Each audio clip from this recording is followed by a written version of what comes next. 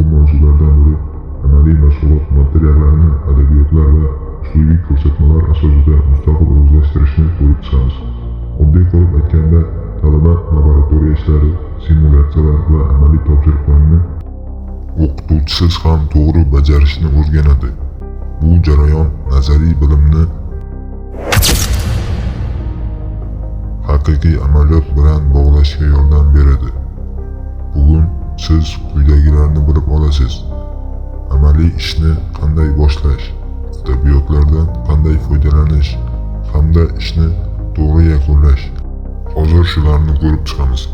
Amaliy mashg'ulotlarning asosiy maqsadi nazariy bilimni real vaziyatda qo'llashdir. Masalan, risklarni baholash tizimini tekshirish yoki xavfsizlik tahlil qilish. Bu jarayon odatda 5 ta bosqichdan iborat. Birinchi bosqich mavzuni aniqlash va uslubiy ko'rsatmani o'qish. Talabalar ko'pincha shu qadamni o'tkazib yuboradi, lekin aynan shu hujjatda topshiriqni talabi aniq yozilgan bo'ladi. Ikkinchi bosqich adabiyotlarni topish. Asosiy manbalar darslik va qo'llanma bo'ladi. Qo'shimcha manbalar esa xalqaro standartlar va ilmiy maqolalar.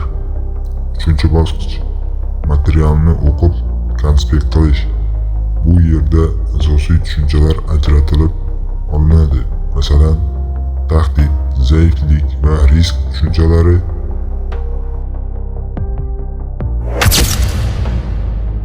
To'rtinchi bosqichda amaliy qismni bajarish. Virtual laboratoriyalar yoki simulyatsiya platformalarida topshiriq bajariladi.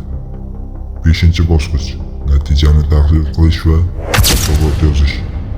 Talaba nima topganini, nima o'rganganini va qanday xulosa chiqarganini yozadi. Masalan, mavzu kiberxavfsizlikda risklarni baholash. Avval uslubiy ko'rsatmani o'qiymiz.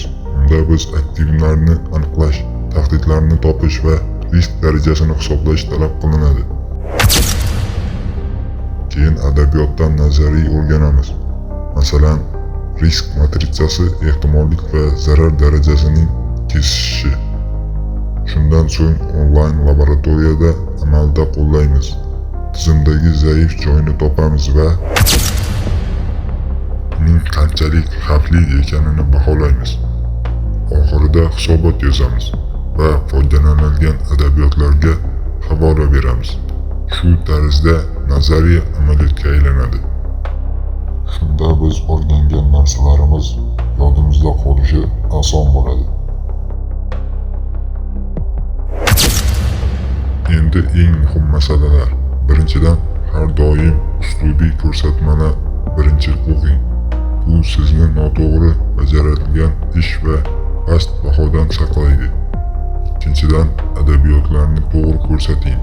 Manba ko'rsatmaslik akademik xato hisoblanadi. Uchinchidan, amaliy ishni skrinshot bilan tasvirlang. Bu ishni o'zingiz bajarganingizni ko'rsatadi. To'rtinchidan, ishni vaqtida topshiring, chunki mustaqil ish reytingga jiddiy ta'sir qiladi. Eng ko'p uchraydigan xatolar ko'chirish, manbasiz yozish va uslubiy ko'rsatmani o'qimaslikdir. Xulosa qilib aytganda, amaliy mashg'ulotlar materiallarini to'g'ri o'zlashtirish bu shunchaki topshiriq emas, balki haqiqiy kasbiy ko'nikma hisoblanadi. Bosqichlarga amal qilsangiz, nazariya amaliyotga aylanadi. Amaliyot esa sizni haqiqiy mutaxassis qiladi. Nazariyani faqat o'qish yetarli emas. Agar bilim amaliyotda qo'llanmasa, u tez unutiladi.